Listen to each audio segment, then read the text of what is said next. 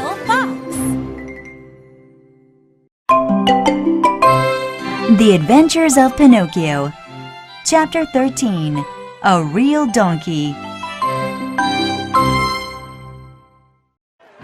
Pinocchio and his new friends had lots of fun at Paradile.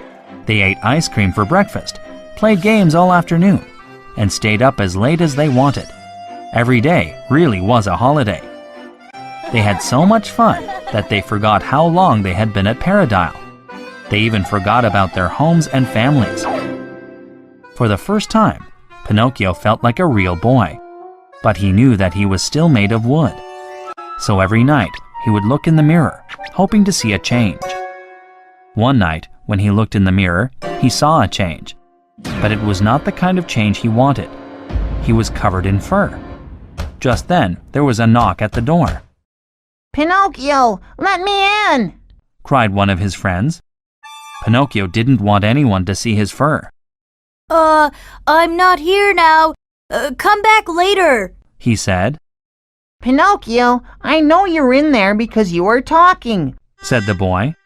Now let me in, hurry!" Pinocchio opened the door, and there stood his friend. He was covered in fur too. "Pinocchio, you have to help me!" The boy cried. "Help you? I don't know how to help you. Look at me. I'm furry too," said Pinocchio. Both boys sat on the floor and began to cry. But when they cried, they sounded like donkeys instead of boys. Hee-haw! Hee-haw!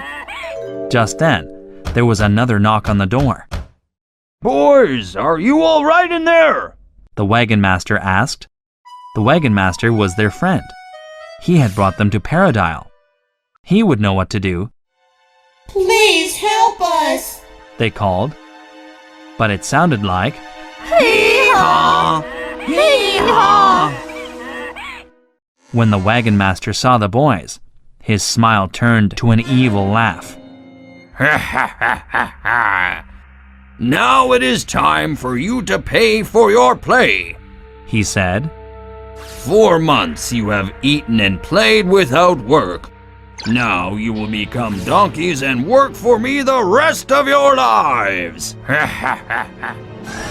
Donkeys! The boys cried together. "But sir, Said Pinocchio. I don't want to be a donkey.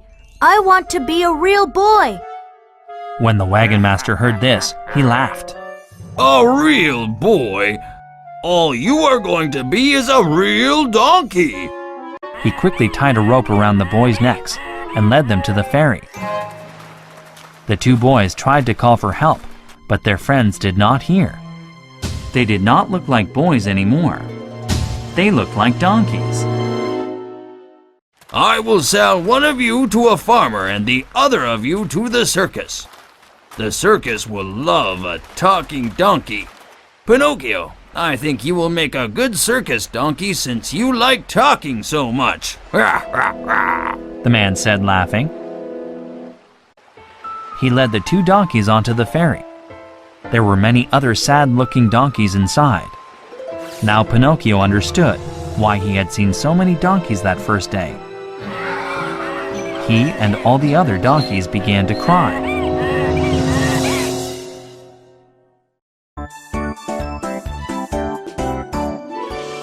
Little Fox.